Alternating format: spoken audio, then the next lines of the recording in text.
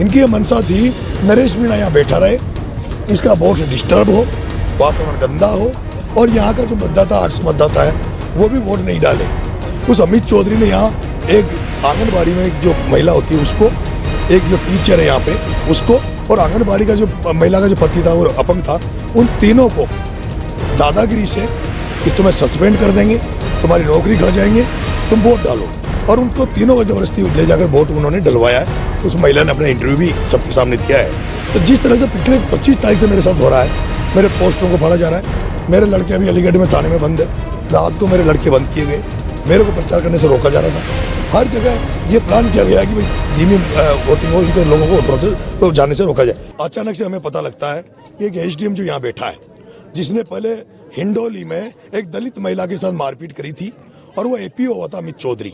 उस अमित चौधरी ने यहाँ एक आंगनबाड़ी में एक जो महिला होती है उसको, एक जो टीचर है यहाँ पे उसको, और आंगनबाड़ी का जो महिला का जो पति था वो अपंग था, उन तीनों को दादागिरी से कि तुम्हें सस्पेंड कर देंगे, तुम्हारी नौकरी खा जाएंगे, तुम वोट डालो, और उनको तीनों को जबरदस्ती ले जाकर वोट उन्होंने डलवाया है।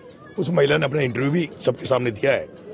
उसके बाद हमें जब पता लगा, तो जिस तरह से पिछले 25 तारीख से मेरे साथ हो रहा है, मेरे पोस्टरों को फाड़ा जा रहा है, मेरे लड़के अभी अलीगढ़ में थाने में बंद है, रात को मेरे लड़के बंद किए गए, मेरे को प्रचार करने से रोका जा रहा था। हर जगह ये प्लान किया गया कि भाई धीमी वोटिंग हो, इनके लोगों को वोटरों से को जाने से रोका जाए। यहाँ भी फिर हमने देखा कि अभी तक कलेक्टर नहीं आई।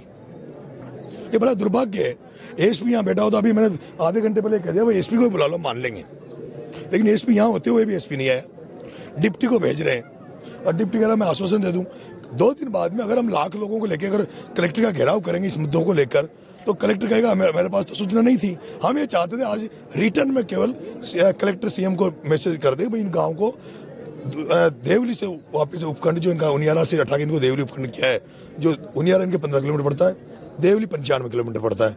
ये पूरा पंचायत का गांव, 8 गांव पंचायत में, उन सबका ये मुद्दा था। इन्होंने कहा भाई हमें वहां से हटाकर, तो लेकिन कलेक्टर ने हमारी अनसुनी करी और अभी तक कलेक्टर यहाँ नहीं आई है। फिर लास्टली हमने होपलेस हो गए, क्योंकि इनका ये मनसा है, इनकी ये मनसा थी नरेश मीणा यहाँ बैठा रहे, इसका वोट डिस्टर्ब हो, वातावरण गंदा हो, और यहाँ का जो मतदाता आर्ट्स मतदाता है वो भी वोट नहीं डाले, क्योंकि बहिष्कार का दिन उन 3 वोट डला के फॉर्मेलिटी कर ली थी। वही बहिष्कार नहीं है, 3 वोट डल गए, जो तो ये अपने वो करना चाहते जो कर्मचारियों से डलवाए।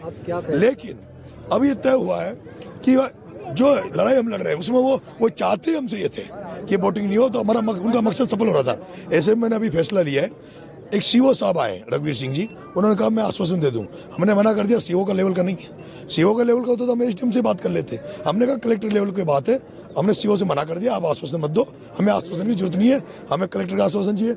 मैंने उसके बाद सभी गाँव वालों से कहा है आप अपना वोट चालू करें, उनका वोट ढल रहा है, मैं यहाँ बैठा हूँ, मैं यहाँ अन्य बूथों पर भी जाएंगे, मैं कहीं नहीं जाऊँगा, मैं यहीं बैठा हूँ। जैसे इनकी वोटिंग खत्म होगी मैं इस गाँव से मंत्रणा करूंगा।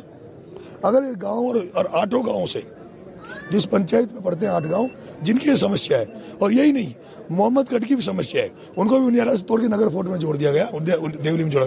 वो जितने भी गांव जो इस परेशानी में जूझ रहे हैं उनकी मैं बैठक लूंगा, और अगर ये फैसला सुनाते हैं, अगर ये आंदोलन की राह पे चलते हैं, तो मेरा तो मन है, मेरी इच्छा इनसे प्रकट कर दूंगा गाँव वालों से। मेरी इच्छा नरेश मीणा की यह है कि जब तक कलेक्टर यहाँ नहीं आएगी, जब तक नरेश मीणा तो अनशन पे रहेगा, यहाँ से जाके हम हाईवे पे कूच करेंगे कलेक्टर की तरफ, और उसके बाद देखते हैं कलेक्टर। नरेश मीणा जी को गुस्सा क्यों आता है? गुस्सा इसलिए आता है 25 तारीख से 13 तारीख तक गांधी जी के मार्ग पे चल रहे थे, लेकिन आज के इस आधुनिक भारत में जहाँ सब लोग भ्रष्ट हैं, सारे अधिकारी जो करप्ट हैं, वो सारे अधिकारी जो सुनने को तैयार नहीं, महात्मा गांधी के अहिंसा के मार्ग को मानने का तैयार नहीं है, इसलिए भगत सिंह की जरूरत है। इसलिए नरेश मीणा को भगत सिंह बनना की जब तक जरूरत पड़ी तब तक नरेश मीणा भगत सिंह बनता है और बनता रहेगा। पूरे क्षेत्र की अगर बात की जाए, बात हुई है मतदान जो है, आपके जो लोग हैं वो मतदान पे ध्यान दे रहे हैं या यहीं तक सीमित हो गए आप लोग? मेरा यहाँ कोई नहीं है, 100% मतदान हो रहा है, पूरी जी जान से लोग मतदान करने में लगे हुए हैं। मैंने सबको मना कर दिया, कसमें दे दी थी, यहाँ बाहर क्या है मैंने कसमें दे दी, यहाँ आने की जरूरत नहीं है, आप अपना अपना बूथ संभालो, मैं अकेला बहुत हूँ। आज की घटना के बाद किस तरह की उम्मीद है चुनाव परिणाम को लेकर? मैं चुनाव जीतूंगा और मुझे फर्क नहीं पड़ता। मैं इस घटनाक्रम से आज मेरा नुकसान भी हुआ होगा बड़ा, मुझे 8-10 हज़ार वोटों का नुकसान हुआ होगा, मुझे फर्क नहीं पड़ता। मैं राजनीति ऐसी कर रहा हूँ जिस राजनीति में पद कोई बड़ा अहम नहीं होता। मैं कर्नल भैंसला के पद चिन्हों पे चल रहा हूँ, मैं काशीराम के पद चिन्हों पे चल रहा हूँ, मैं लोकेंद्र सिंह कालवी के पद चुनाव में चल रहा हूँ। जो लोग खुद नहीं बने पर जिन्होंने पहचान बनाई, जिनकी मूर्तियां लग रही है, मेरा ही निवेदन, आज जो घटना हुई मेरे को पता लगा है कि उसको जाति विशेष से जोड़ा जा रहा है। मैं आपसे एक विशेष बात कहना चाहता हूँ, किसी कर्मचारी अधिकारी की कोई जाति नहीं होती, किसी भी कर्मचारी अधिकारी कोई कास्ट नहीं होती। अगर वो एसडीएम होता, उसके शीश पे नहीं लिखा होता कि वो जाट है या वो कोई फलानी जाति का है, वो अगर मीना होता तो भी पिटता। और मैंने थप्पड़ मारी है, मैं मानता हूँ, और उसके मैंने दुखी हूँ कि उसकी एक पड़ी, उसकी दो पड़नी चाहिए। जब मुझे ये पता लगा, ये अफसोस अब हो रहा है। अफसोस इसलिए हो रहा है मुझे, जब बाद में ये पता लगा कि इस अमित चौधरी ने हिंडोली में एसडीएम रहते हुए एक दलित महिला के साथ बदतमीजी करी थी, उस दलित महिला के साथ मारपीट करी थी, उस मामले में एपीओ हो चुका है। और ये इतनी एकड़ी में ये गुंडा मानता है अपने आप को, वही गुंडागर्दी यहाँ कर रहा था, जबरदस्ती वोट दिला था। मैं उन जाट भाइयों से कहना चाहता हूँ जो इसको जाति का मानते हैं, अगर ऐसा मानते रहे तो कल से इस देवली में एक नारा दिया है मैंने कि अगर कोई अधिकारी कर्मचारी भ्रष्टाचार करेगा, कोई किसानों से, आमजन से अगर रिश्वत खाएगा तो उसको नरेश मीणा काला मुंह करके गधे पे बिठाएगा, वो किसी भी जाति का होगा। अब अधिकारी कर्मचारी तो जाति सबकी है, लेकिन मेरा ये मानना कि इसका मतलब कोई ब्राह्मण से हो गई तो ब्राह्मण नाराज, बनिया से हो गई बनिया नाराज, गुजर से हो गई गुजर नाराज। मुझे क्या पता, यहाँ तो एसडीएम शत्रुघ्न गुजर लगा हुआ था, अगर वो होता तो उसके भी पढ़ती, मीणा होता तो मीणा की पढ़ती, कोई राजपूत होता राजपूत की पढ़ती हो तो पढ़नी थी। और वो कम पड़ी इसके तो कि जिस आदमी ने दलित महिला के साथ अत्याचार किया था उसकी कम पड़ी। मैं अभी आंदोलन कर रहा हूँ, इसमें कार्रवाई चाहता हूँ। जिस तरह से वो महिला मुकदमा दर्ज करा रही है, वो मुकदमा दर्ज हो और उसके खिलाफ कार्रवाई हो, तभी जाकर हम अपना आंदोलन वापस। सचिन पायलट को अपना आइडियल मानते हैं, कहते हैं कि वो बहुत बड़ा आइडियल है और मैं खुद उनके साथ बनना चाहता हूँ। देखिए, पायलट साहब को मैं आदर्श मानता हूँ, क्योंकि ग्रामीण और किसान परिवारों को के लोगों को पसंद करते हैं, वो शोषित लोगों को आगे ले जाना चाहते हैं। लेकिन वो स्वर्गीय राजेश पायलट का बेटा है, वो राष्ट्रीय नेता का बेटा है, वो खुद राष्ट्रीय नेता है। मैं तो एमएलए नहीं हूँ, मैं तो एक साधारण परिवार में पैदा हुआ हूँ। मेरे तो हर पल पल में पंगा है, हर पल पल में संघर्ष लिखा हुआ है मेरे तो। मेरी कोई सुनने नहीं है। सचिन पायलट को जब अजमेर से रवाना हुआ वो भी उतरा ना, उसका भी देरे टूटा ना, वो भी मानेसर गया ना।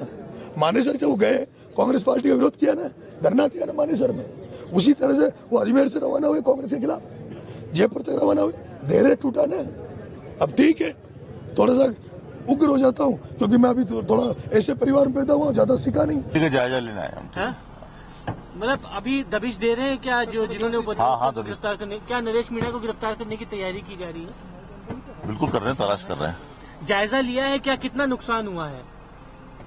ये डिटेल बातें बाद में करेंगे। कितनी आई है पुलिस कर्मियों को? डिटेल बातें बाद में करेंगे।